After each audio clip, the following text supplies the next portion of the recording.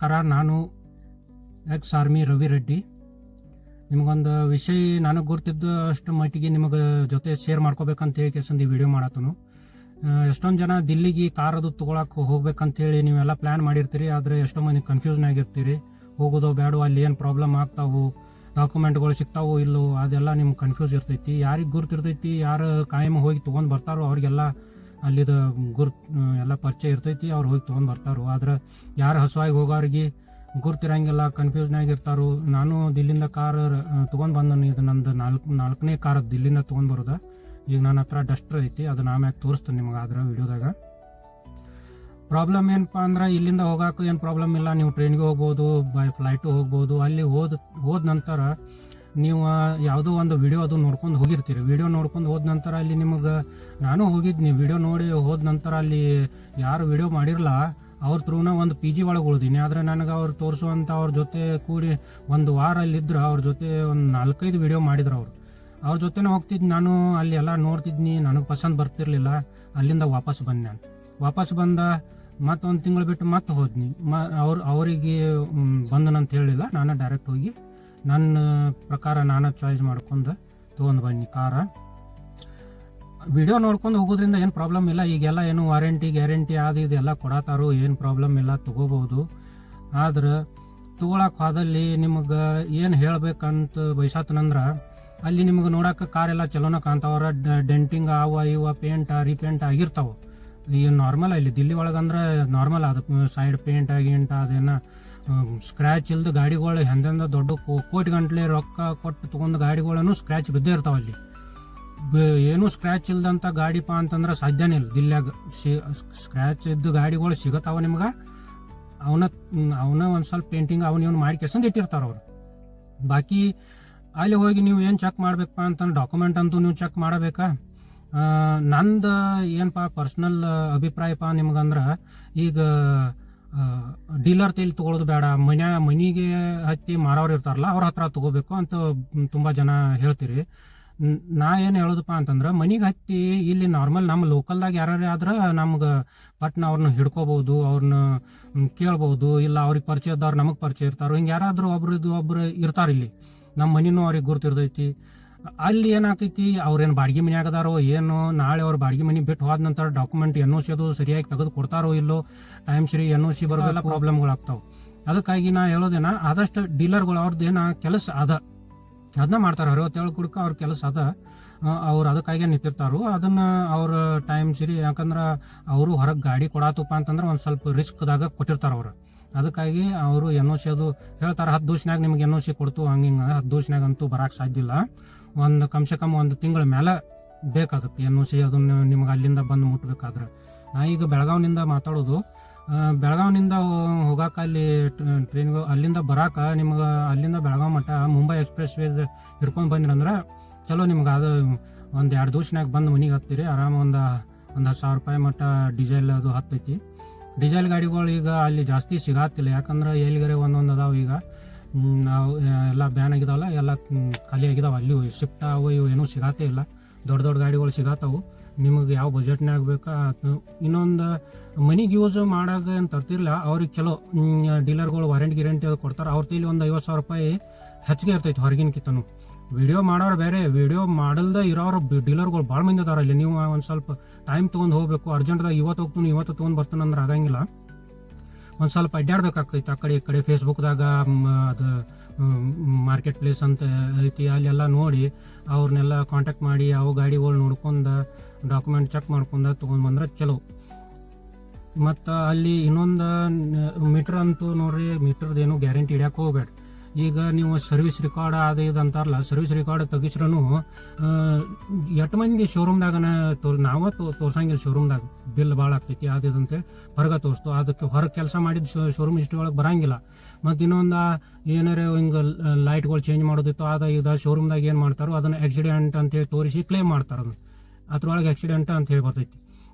ಅದೊಂದಾಯ್ತು. ಅದು ನಮ್ಗೆ ಗೊತ್ತಾಕೈತಿ ಗಾಡಿ ಕಂಡೀಷನ್. ಗಾಡಿ ನೋಡಿದ ತಕ್ಷಣ ನಾವು ಗಾಡಿ ಹೆಂಗೈತಪ್ಪ, ಏನು ಇದನ್ನು ತೊಗೋಬಾರ್ದು ನಿಮ್ಗೆ ನೋಡಿದ ತಕ್ಷಣ ಗೊತ್ತಾಗ್ತೈತಿ ಅದು ಗಾಡಿ ಕಂಡೀಷನ್ ಐತಿ, ಜಂಗ್ ತಿಂದೈತೇನ, ತೆಳಗದು ಜಂಗ್ ತಿಂದೈತೇನ, ಇದನ್ನು ನೋಡ್ಬೇಕಾಕೈತಿ. ಇನ್ನೊಂದು ಇವು ಸ್ಕ್ರೂಗಳು ಭಾಳ ಯೂಸ್ ಮಾಡ್ತಾರೆ ಅವ್ರು. ದಿಲ್ಲಿ ಒಳಗೆ ಅಲ್ಲಿ ಇಲ್ಲಿ ಬಂಪರ್ ಜಾಯಿಂಟ್ ಅವು ಇವು ಇರ್ತಾವಲ್ಲ ಅವನ್ನೆಲ್ಲ ಸ್ಕ್ರೂಗಳು ಹಚ್ಚಿ ಎಲ್ಲ ಟೈಟ್ ಮಾಡಿಬಿಟ್ಟಿರ್ತಾರೆ. ಅವನೊಂದು ಸ್ವಲ್ಪ ಚೆಕ್ ಮಾಡಬೇಕು, ಎಲ್ಲ ಸ್ಕ್ರೂಲೇ ಟೈಟ್ ಮಾಡಿದ್ದಾರೆ ನಾವು ತುರು ಎಲ್ಲ ಬರದಾವು ಇಲ್ಲೋ ಇಂಥವನ್ನ ಚೆಕ್ ಮಾಡಬೇಕು. ಬಾಕಿ ಅಲ್ಲಿಂದ ತರಾಕ್ ನಾ ಏನು ನಿಮಗೇನು ಬ್ಯಾಡ ಅನ್ನತ್ತಿಲ್ಲ, ಬ್ಯಾಡ ಅನ್ನಕ್ಕೆ ನಾ ಯಾರು ನಿಮ್ಗೆ. ನಿಮ್ಮ ರೊಕ್ಕ ನೀವು ಹೋಗೋದು ತರೋದು ಬರೋದು ಎಲ್ಲ ನಿಮಗೆ ಡಿಪೆಂಡ. ನಿಮ್ಮ ರೊಕ್ಕ ನೀವು ಹೋಗಿ ಧೈರ್ಯಲ್ಲೇ ಹೋಗ್ರಿ. ಧೈರ್ಯ ಒಂದು ಬೇಕು ನೋಡ್ರಿಪ್ಪ.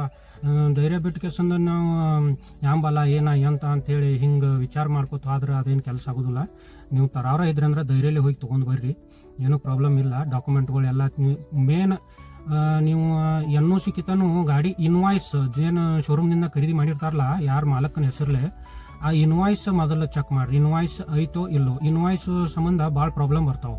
ಯಾಕಂದ್ರೆ ಇನ್ವಾಯ್ಸ್ ಇಲ್ಲದೆ ಇಲ್ಲಿ ಟ್ಯಾಕ್ಸ್ ಇದನ್ನು ಕ್ಯಾಲ್ಕುಲೇಟ್ ಮಾಡಕ್ಕೆ ಬರೋಂಗಿಲ್ಲ ಅವ್ರಿಗೆ. ಮತ್ತು ಇನ್ವಾಯ್ಸ್ ಸಂಬಂಧ ಮತ್ತು ಇನ್ವಾಯ್ಸ್ ಬೇಕಾ ಅವ್ರು ಐತೆ ಅಂತಾರೆ. ನಿಮಗೆ ಫೋನ್ಯಾಗೆಲ್ಲ ನಾವು ಎಲ್ಲ ಡಾಕ್ಯುಮೆಂಟ್ ಅದಾವ ಅಂತಾರೆ. ಆದ್ರೆ ಹಿಂದಾಡಿ ಕೇಳಕ್ಕೆ ತೆಗಿಸ್ಕೊಡ್ತು. RTOದಾಗ ಐತಿ, RTOದಾಗ ಒಂದು ಕಾಪಿ ಇರ್ತೈತಿ, NOC ಜೋಡಿ ಅದನ್ನು ಕೊಡ್ತು. ಅದಂತಾರು ಯಾರು ಕೊಡಂಗಿಲ್ಲ, ಹಿಂದಾಡಿ ಅಡ್ಡಾಡಿಸ್ತಾರು. ಇನ್ವಾಯ್ಸ್ಗಳು ಒಂದು ಸ್ವಲ್ಪ ಚೆಕ್ ಮಾಡಿರಿ. ಅದಟ್ಟು ಎರಡು ಕೀ ಅಂತೂ ಒಂದೇ ಇದ್ರೂ ಏನು ಪ್ರಾಬ್ಲಮ್, ಅದಕ್ಕೇನು ಪ್ರಾಬ್ಲಮ್ ಆಗೋದಿಲ್ಲ. ಬಾಕಿ ಮತ್ತೇನು ಅಂತದಂದ್ರೆ ಈಗ ಗಾಡಿ ಮೆಕ್ಯಾನಿಕ್ಗಳ್ನ ಕರ್ಕೊಂಡು ಹೋಗಿ ನಮ್ಮವ್ರು ಇಲ್ಲಿ ಪರಿಚಯ ಇದ್ದವ್ರನ್ನ ಕರ್ಕೊಂಡು ಹೋದ್ರಿ ಓಕೆ. ಇಲ್ಲಪ್ಪ ನಾವು ಅಲ್ಲೇ ಯಾರನ್ನಾರೇ ಇದು ಇರ್ದಾರಲ್ಲ ಯಾವ್ಯಾವ ಆ್ಯಪ್ಗಳು ಅದಾವು ಅಂಥವ್ರನ್ನ ನಾನು ಅಲ್ಲಿ ಹೋಗಿ ಕೆಸಂದು ಚೆಕ್ ಮಾಡ್ಸಕ್ಕೆ ಒಬ್ಬನ ಕರ್ದೀನಿ. ಅಲ್ಲೇ ಗಾಡಿ ಬೇರೆ ಕಡೆ ತೊಗೊಂಡು ಹೋಗಕ್ಕೆ ಕೊಡಲಿಲ್ಲ ಅವ್ರು ನಮ್ಮನ್ನ. ಇಲ್ಲೇ ಕರೆಸ್ರಿ, ಇಲ್ಲೇ ಚೆಕ್ ಮಾಡಿಸ್ರಿ ಅಂತಂದರು.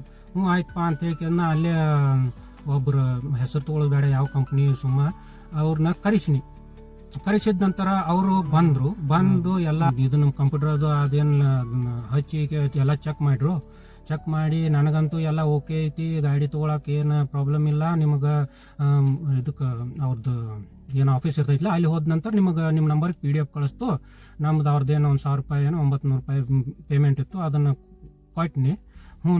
ಚೆಕ್ ಮಾಡ್ಬೇಕಂತೇಳಿ ಎಲ್ಲ ಓಕೆ ಅಂದರು. ನೀವೆಲ್ಲ ತೊಗೋಬೋದು, ಏನು ಪ್ರಾಬ್ಲಮ್ ಇಲ್ಲ, ಗಾಡಿ ಒಳಗೆ ತೊಗೋಬೋದು ಅಂತೇಳಿ PDF ಕಳಿಸ್ತು. ಆಫೀಸ್ಗೆ ಹೋಗಿ ಅವ್ರದ್ದು ಪೇಮೆಂಟ್ ಏನಿತ್ತು ಅದನ್ನು ತೊಗೊಂಡ್ರು. ಆಯ್ತಪ್ಪ ಅಂತ ನಾವು ಒಂದು ಆ ನಂತರ ಏನು ನನಗೆ ಗೊತ್ತಾತಪ್ಪ ಅಂತಂದ್ರೆ ಯಾರನ್ನ ಕರ್ಸಿದ್ರಿ ಅಂತ ಕೇಳ್ದವ್ ಗಾಡಿ ಕೊಡವ್ ಡೀಲರ್. ಮತ್ತು ಹಿಂಗೆ ಕರ್ಸಿದ್ದು ನೋಡಿ ಇಲ್ಲಿ ಅವ್ರದ್ದು ಫೋನ್ ಬರೋದೈತಿ ಮತ್ತು $5,000 ಕೇಳತ್ತಾರು. ಇಲ್ಲಪ್ಪ ಅಂತಂದ್ರೆ ಗಾಡಿ ಒಳಗೆ ಅದೈತಿ ಇದೈತಿ ಅಂತೇಳಿ ರಿಪೋರ್ಟ್ ಹೇಳ್ತು ಅನ್ನತ್ತಾರು. ಮತ್ತು ಹಂಗೆ ಏನೈತಂದ್ರೆ ಹಂಗೆ ಇದನ್ನು ನೀ ಶೋರೂಮ್ಗೆ ಹೋಗ್ಬೇಕು. ಮತ್ತು ಇಂಥವ್ರನ್ನ ಯಾಕೆ ಅವ್ರನ್ಯಾಕೆ ಕರ್ಸಕ್ಕೆ ಹೋದಿ, ನಾವು ಹಿಂದಿ ಒಳಗೆ ಹೇಳಕತ್ತವ, ನಮ್ಗೇನು ಗೊತ್ತಿರಪ್ಪ ಅವ್ರು ಹಿಂಗೆಲ್ಲ ಮಾಡ್ತಾರೋ. ನಾವೇನೋ ಒಂದು ವಿಶ್ವಾಸ ಅವ್ರ ಮ್ಯಾಗ ವಿಶ್ವಾಸ ಇರೋ ಅಂತಲೇ ಅವ್ರನ್ನ ಕರ್ಸಿದ್ದು. ಮತ್ತು ಅವರು ಹಿಂಗೆ ಮಾಡ್ತಾರಂದ್ರೆ ಮತ್ತು ಯಾರ ಮ್ಯಾಗ ವಿಶ್ವಾಸ ಇಡೋದ. ಅದಕ್ಕಾಗಿ ಇಂಥದನ್ನು ಆಕೈತಿ. ನೀವು ಕರೆಸ್ರಿ. ಅಂಥವ್ರು ಯಾರು ಇರ್ತಾರಲ್ಲ ಆ್ಯಪ್ನವ್ರು ನಿಮ್ಗೆ ಗೊತ್ತಿರಬೇಕು. ನಾ ಯಾರ ಬಗ್ಗೆ ಹೇಳತ್ತೆ ನನಗೆ ಗಾಡಿ ಚೆಕ್ ಅದು ಮಾಡ್ತಾರಲ್ಲ ಅಂಥವ್ರನ್ನ ಕರೆಸ್ರೂ ಅದೇನು ಯಾರ್ದು ಇದಿರ್ತೈತಿಲ್ಲ ಅದ ಆಫೀಸ್ ಯಾರ್ದು ಡೀಲರ್ಶಿಪ್ ಆಫೀಸ್ ಮುಂದೆ ಅವ್ರನ್ನ ಕರ್ಸಕ್ಕೆ ಹೋಗ್ಬೇಡ್ರಿ. ಒಂದು ಸ್ವಲ್ಪ ಅವ್ರ ನಂಬರ್ ಅವ್ರಿಗೆ ಸಿಗಬಾರ್ದು. ಇದು ಯಾರು ಡೀಲರ್ದು ಕಾರ್ ಅನ್ನೋದು ಅವ್ರಿಗೆ ಗೊತ್ತಾಗಬಾರ್ದು ಅಂತಲ್ಲಿ ಅವ್ರನ್ನ ಕರಿಸ್ಕೇಸನ್ ಚೆಕ್ ಮಾಡಿಸ್ರಿ. ಒಂದು $900 ಅದು ಏನೋ ಚೆಕ್ ಮಾಡೋಕೆ ಇದನ್ನು ಮಾಡ್ತಾರೆ ಅವ್ರು. ಮತ್ತು ಸಸ್ಪೆನ್ಸ್ ಅನ್ನೋದು ನೀವು ಅದು ಒಂದು ಸ್ವಲ್ಪ ತೆಗ್ನಾಗದು ಹಾಕಿ ನೋಡಿ, ಗೊತ್ತಾಗೋದಿಲ್ಲ. ಯಾಕಂದ್ರೆ ನಾವು ಚಲೋ ಮಾಡಿದಾಗ ಇದನ್ನು ಮಾಡಿದಾಗ ಎಲ್ಲ ಬರೋಬ್ಬರ ಅನಿಸ್ತೈತಿ. ಒಂದು ಸ್ವಲ್ಪ ಇಂಥ ಸೌಂಡಾಗಿ ಏನೋ ಬರತ್ತಿದ್ದು ಅಂದ್ರೆ ಮತ್ತು ಇಂಜನ್ದಾಗ ನೋಡ್ರಿ, ಇಂಜನ್ ಅಕಸ್ಮಾತ್ ಉಚ್ಚಿದ್ದು ಆಯಿಲ್ ಅದು ಭಾಳ ಹತ್ತಿರ್ತೈತಿ. ಇಂಜನ್ದಾಗ ಆಯಿಲ್ ಅದು ಹತ್ತೈತಿ, ಭಾಳ ಏನೋ ಕೆಲಸ ಆಗೈತೆ ಅಂತ ತಿಳ್ಕೊರಿ.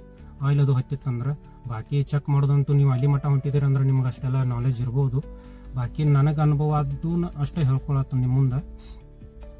ಅಲ್ಲಿಂದ ಬರೋಕೆ ನೀವು ಒಂದಿಬ್ಬರು ಹೋದ್ರೂ ನಿಮ್ಗೊಂದು $30,000 ಮಟ್ಟ ಖರ್ಚಾಕೈತಿ. ನಾರ್ಮಲ್ ಯಾವುದೋ ನಾರ್ಮಲ್ ಹೋಟೆಲ್ ಅಂದ್ರೂ ಅಲ್ಲಿ $1,500 ಅದು ಒಂದು ದೋಸಿಗೆ ಬೀಳತೈತಿ. ರೂಮಿಗೆ ಡಬಲ್ ಬೆಡ್ ರೂಮಿಗೆ ಬೀಳ್ತೈತಿ. ಮತ್ತು ನೀವು ಅಡ್ಡಾಡ್ರಿ, ಒಂದು ಸ್ವಲ್ಪ ಅಡ್ಡಾಡ್ಕೆಸನ್ ನೋಡಿರಿ, ಚೆಕ್ ಮಾಡಿರಿ. ಆದಷ್ಟು ನಿಮ್ಗೆ ಮನಿಗೆ ಯೂಸ್ ಮಾಡುವಂಥವ್ರು ಈಗ ಎಕ್ಸಾಂಪಲ್ ನಾ ಹೇಳ್ತನು. ಈಗ ಟ್ಯಾಕ್ಸ್ ಏನು ಬೀಳ್ತೈತಪ್ಪ ನಿಮ್ಗೆ ಶೋರೂಮ್ದು ರೇಟ್ ಅದ ಇನ್ವಾಯ್ಸ್ದಾಗ ಅಕಸ್ಮಾತ್ $9 ಲಕ್ಷ ಶೋರೂಮ್ದಾಗ $9 ಲಕ್ಷ ಇತ್ತಪ್ಪ ಅಂತಂದ್ರೆ ನಿಮ್ಗೆ ಇಲ್ಲಿ ಟ್ಯಾಕ್ಸ ಒಂದು $95,000 ಮಟ್ಟ ನಿಮ್ಗೆ ಟ್ಯಾಕ್ಸ್ ಬರ್ತೈತೆ. 2017 ಮಾಡಲ್ಲ 18 ಮಾಡಲ್ಲ ಇತ್ತಪ್ಪ ಅಂದ್ರೆ ಒಂದು $90,000 ಮಟ್ಟ ಟ್ಯಾಕ್ಸ್ ಬರ್ತೈತಿ. ಮತ್ತು ಭಾಳ ಜನ ಅಂತಾರು ದಿಲ್ಲಿ ಒಳಗೆ ಭಾಳ ಸಸ್ತಾ ಸಿಗ್ತಾವೆ ಅಂತಾರು. ಸಸ್ತಾ ಸಿಗ್ತಾವು, ಆದ್ರೆ ಅದನ್ನು ತೊಗೊಂಡು ಬಂದು ನಡ್ಸೋ ರಿಸ್ಕ್ ನಿಮ್ಮ ಮ್ಯಾಗ ಇರಬೇಕು. ಅಂದ್ರೆ ತೊಗೊಂಡು ಬರ್ರಿ, ಸಸ್ತಾ ಸಿಗಾತಾವ ಅಂತೇಳಿ ಸಸ್ತಾ ಚಕ್ಕರ್ದಾಗ ಮತ್ತೆ ಅದನ್ನು ತೊಗೊಂಡು ಬಂದು ಒಂದು 2-3 ತಿಂಗಳದಾಗ ನಿಮ್ಮ ಇಂಜನ್ಗಳನ್ನ ಹುಚ್ಚೋದಾತಂದ್ರೆ ಅವ್ನು ತೊಗೊಂಡು ಏನು ಮಾಡೋದು, ಮತ್ತು ನಿಮ್ಮ ರೊಕ್ಕ ವೇಸ್ಟ. ಮತ್ತು ಅಲ್ಲಿಂದ ತೊಗೊಂಡು ಬಂದು ಕೆಸಂದು ಏನಾತ್ಪ ಇದು ಅಂತೇಳಿ ಮತ್ತು ದಿಲ್ಲಿ ಹೆಸರು ಕೆಡ್ದ. ಮತ್ತು ಅದನ್ನು ನೋಡಿ ಕೆಸಂದು ಇನ್ನೊಬ್ರು ಯಾರು ಹೋಗೋರು ಇದ್ರಂದ್ರೆ ಅವ್ರದ್ದು ಮನಸ್ಸು ಕೆಡ್ತಾವು. ಆದಷ್ಟು ನೀವು ನೋಡ್ಕೊಂಡು ತೊಗೊಂಡು ಬರ್ರಿ. ನಾ ಹೇಳೋದಷ್ಟು, ನೀವು ಗಾಡಿ ಒಳಗೆ ಚೆಕ್ ಮಾಡೋದಿದ್ರೆ ಅದೇನು ಆಕ್ಸಿಡೆಂಟ್ ಆದ ಇದು ಏನೇನು ಚೆಕ್ ಮಾಡ್ತಾರಲ್ಲ ಯೂಟ್ಯೂಬ್ದಾಗ ಎಲ್ಲ ತೋರ್ಸತ್ತಾರ ಈಗ, ಅದನ್ನೆಲ್ಲ ಚೆಕ್ ಮಾಡ್ಕೋರಿ. ಬಾಕಿ ಇಂಜನ್ದಾಗ ನೋಡ್ರಿ, ಇಂಜನ್ಗೆ ಆಯಿಲ್ ಗೀಲ್ ಬಡ್ಡೆ ಆಗೋದು ಭಾಳ ಆಯಿಲ್ ಹತ್ತಿರ್ತೈತಿ, ಆಯಿಲ್ ಮಣ್ಣದು ಗೊತ್ತಾಕೈತಿ ನಿಮಗೆ ತೆಗೆದು ನೋಡಿದ ತಕ್ಷಣ. ಅದನ್ನೆಲ್ಲ ಚೆಕ್ ಮಾಡಿರಿ. ನಮ್ಮದು ಇನ್ನೊಂದು, ನಾವು ಹೋದೊಂದು ಗಾಡಿ ಈಗೂ ಡಸ್ಟರ್ ಐತಿ, ಹೋದ ಸಲ ಒಂದು ಡಸ್ಟರ್ ತರಕ್ಕೆ ಹೋಗಿದ್ದು, ಅದು ಕೂಲಂಟ್ದಾಗ ಆಯಿಲ್ ಹಾಕಿಬಿಟ್ಟಿದ್ದು ನಾವು. ಅದು ಆಯಿಲ್ ಅಲ್ಪ ಕೂಲಂಟ್ ಅಂದ್ರೂ ಅದು ಕೆಲಸ ಮಾಡೋ ಹುಡುಗರು ಇರ್ತಲ್ಲ ಅದ್ರೊಳಗೆ ಆಯಿಲ್ ಹಾಕಿಬಿಟ್ರು. ನಮ್ಮ ಮುಂದೆ ಹಾಕಿರ ಅಲ್ಲಿ ನಾವು ಹೇಳತ್ತು ಅದು ಆಯಿಲ್ದು ಅಲ್ಲಪ್ಪ ಅಂದ್ರೆ ಆಯಿಲ್ದನ ಅಂದವನ್ನ ಹಾಕಿಬಿಟ್ಟು ಅದ್ರೊಳಗೆ ಏನು ಮಾಡೋರ. ಮತ್ತು ಅದನ್ನೆಲ್ಲ ಈಗ ಅಡ್ವಾನ್ಸ್ ಕೊಟ್ಟಿದ್ದು ಮತ್ತು ಇನ್ನೇನು ಮಾಡೋರ ಅಂದ್ ಬಿಟ್ಟು ಬರೋಕ್ಕೂ ಆಗೋತ್ತು. ಹತ್ರ ಚಕ್ಕರ್ದಾಗ ಮತ್ತೆ ಒಂದು ದಿವಸ ಇಲ್ಲೇ ವೇಸ್ಟ್ ಆಯ್ತು ನಮಗೆ. ಹಿಂಗೆಲ್ಲ ಆಗ್ತಾವು. ಆದಷ್ಟು ಆರಾಮ್ ಸರಿ ತಾಳ್ಮೇಲೆ ಹೋಗ್ಬೇಕು ನೋಡ್ರಿ, ಅವಸರ ಮಾಡೋಂಗಿಲ್ಲ. ತಾಳ್ಮೇಲೆ ಹೋಗಿ ಚೆಂದಂಗೆ ಚೆಕ್ ಮಾಡಿ ರೊಕ್ಕ ಒಂದು 5,000 ರೂಪಾಯಿ ಹೆಚ್ಚು ಹೋಗೋಲ್ಲ. ಯಾಕೆ ಇನ್ನೊಂದು ಸುಳ್ಳು ಚೆಂದಂಗೆ ಡಾಕ್ಯುಮೆಂಟ್ದೆಲ್ಲ ಅಲ್ಲಿ ಪ್ರಾಪರ್ ವಿಡಿಯೋ ಮಾಡ್ಕೋತ ಬರ್ರಿ. ನೀವು ವಿಡಿಯೋ ಮಾಡ್ಕೋರಿ. ಆದಷ್ಟು ಈ ವಾರಂಟಿ ಅದು ಕೊಡ್ತಾರಲ್ಲ ಅಂಥವ್ರು ಇಲ್ಲಿ ತೊಗೊಂಡ್ರೆ ಚಲೋ. ಯಾಕಂದ್ರೆ ವಾರಂಟಿನೂ ಕೊಡತ್ತಾರು, ಅಷ್ಟು ಕಂಡೀಷನ್ ಇಲ್ದ ಅವರು ಹಂಗೆ ಹೇಳಕ್ಕೂ ಬರೋಂಗಿಲ್ಲ. ಮತ್ತು ಈ ಬಾಕಿ ಮನಿಂದ ಅದು ತೊಗೊಂಡು ಬರ್ತೀವಿ ಅನ್ನೋರು ಇದ್ರಂದ್ರೆ ಅದನ್ನೊಂದು ಸ್ವಲ್ಪ ನಿಮ್ಗೆ ಅಲ್ಲಿ ಯಾರು ಹಂಗೆ ಪರಿಚಯ ಇದ್ರಂದ್ರೆ ಓಕೆ. ಮತ್ತು ಪರಿಚಯ ಇಲ್ಲ ಏಕದಮ್ ಡೈರೆಕ್ಟ್ ನಾ ಮನೆಗೇನ ಹೋಗಿ ಮನ್ಯಾಗ ಕಸ್ಟಮರ್ ಇಲ್ಲೇ ತೊಗೋತನಪ್ಪ ಅಂತಂದ್ರೆ ಅದೊಂದು ಸ್ವಲ್ಪ ರಿಸ್ಕ್ ನಿಮ್ಗೆ. ಯಾಕಂದ್ರೆ ನಾಳೆ ಒಂದು ಮೊಬೈಲ್ ಅದು ಸ್ವಿಚ್ ಆಫ್ ಮಾಡ್ಕೊಂಡ ಇಲ್ಲ ನಿಮ್ಮ ಬ್ಲಾಕ್ದಾಗ ಹಾಕಿದ ಏನೋ ಒಂದು ಮಾಡಿದಪ್ಪ ಅಂತಂದ್ರೆ ಅದು ಇಲ್ಲಿಂದ ಹೋಗೋದು ಬರೋದು ರಿಸ್ಕ್ ಆಕೈತದ. ಯಾಕಂದ್ರೆ ಇಲ್ಲಿ ನಮ್ಮವರಾದ್ರೆ ಏನೋ ಒಂದು ಹೇಳ್ಕೊಬೋದು, ಕೇಳ್ಕೊಬೋದು, ಹೋಗಿ ಕೆಲಸ ಮನೆ ಮುಂದೆ ಕೊಂಡ್ಬೋದು. ಅಲ್ಲಿ ಎಲ್ಲಿ ಅಂತ ಹೋಗಿ ಕೊಂಡವ್ರ ಇಂಥದ್ದು ಇರ್ತಾವೆ. ಮತ್ತೇನು ಅಂಥದ್ದೇನು ಹೇಳೋದಿಲ್ಲ. ಬಾಕಿ ಸ್ಕ್ರ್ಯಾಚಸ್ ಅವು, ರೀಪೇಂಟ್ ಅಂದ್ರೆ ಪೂರಾ ಬಾಡಿ ರೀಪೇಂಟ್ ಆಗಿರಬಾರ್ದು. ಮತ್ತು ಅದೇನು ಪುಟ್ಟಿ ಹಚ್ತಾರಲ್ಲ ಅವ್ರು ಬೆಳೆದು ಅದನ್ನು ಹಚ್ಚಿ ಕೆಸಂದ ಏನು ನಿಮ್ಗೆ ಗೊತ್ತಾಗೋದಿಲ್ಲ ಆ ಟೈಪ್ ಮಾಡಿರ್ತಾರೆ. ಪೂರಾ ಬಾಡಿ ರೀಪೇಂಟ್ ಇತ್ತಪ್ಪ ಅಂತಂದ್ರೆ ಆದಷ್ಟು ಅದನ್ನು ತೊಗೊಳಕ್ಕೆ ಹೋಗ್ಬೇಡ್ರಿ. ಮತ್ತು ಇವು ನಾರ್ಮಲ್ ಮತ್ತೇನು ಅಂಥದ್ದು ಹೇಳುವಂಥದ್ದೇನಿಲ್ಲ. ನಂದು ಈಗ ಹೊಸ ಚಾನೆಲ್ ಶುರು ಮಾಡಿದನು. ನನ್ನ ಚಾನೆಲ್ ಸಬ್ಸ್ಕ್ರೈಬ್ ಮಾಡಿರಿ. ನಾ ಹೇಳಿದ್ದೇರೆ ನಿಮಗೆ ಚಲೋ ಅನಿಸ್ತಂದ್ರೆ ಪ್ಲೀಸ್ ನನ್ನ ಚಾನೆಲ್ ಸಬ್ಸ್ಕ್ರೈಬ್ ಮಾಡಿರಿ. ನಮ್ಮ ಇಲ್ಲಿ ಲೋಕಲ್ದಾಗ ಏಜೆಂಟ್ಗಳು ನಮ್ಮ ಒಂದು 3-4 ಗ್ರೂಪ್ ಅದಾವು.